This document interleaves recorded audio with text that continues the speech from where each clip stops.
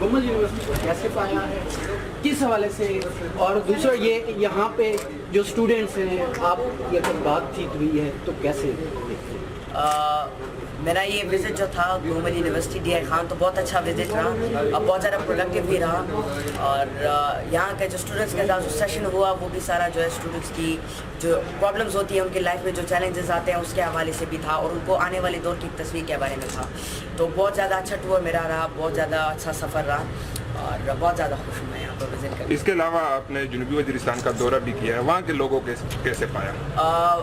जब मैं वहाँ पर गया तो मैं बहुत ज़्यादा एक्साइटेड था, चूँकि एक न्यू एरिया को एक्सप्लोर करने जा रहा था।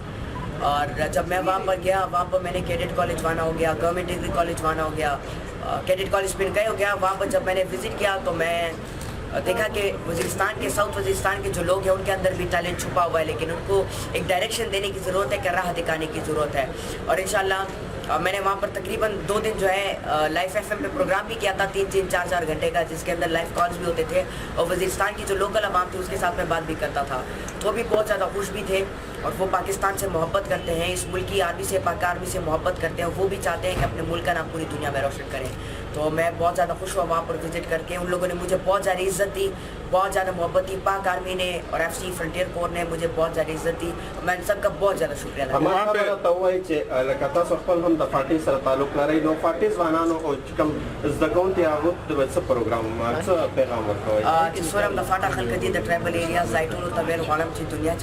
अदा दुनिया ढेर ज़्यादा मख के लाड़ा पर ढेर ज़्यादा सब्जेक्ट्स के, ढेर ज़्यादा मकामों के, और टेक्नोलॉजी चिकम ले इस्तेमाल शुरू के वगैरह इस्तेमाल खत तरीके ने शुरू के, और अंग्रेजी जब इस दकेदा तो शेना चिता सो कलर और इस्दम कलर सही तरीके से हम यूटिलाइज कलर नो तासब दुनिया से कनेक्ट है, दुनिया तब खपल चिकम दे पैगाम और सोई खपल नुम चिकम दे खपल द मुल्क नुम चिकम दे पूरी दुनिया के बा इंशाल्लाह रोशन Thank you.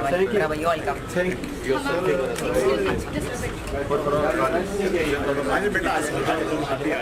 you.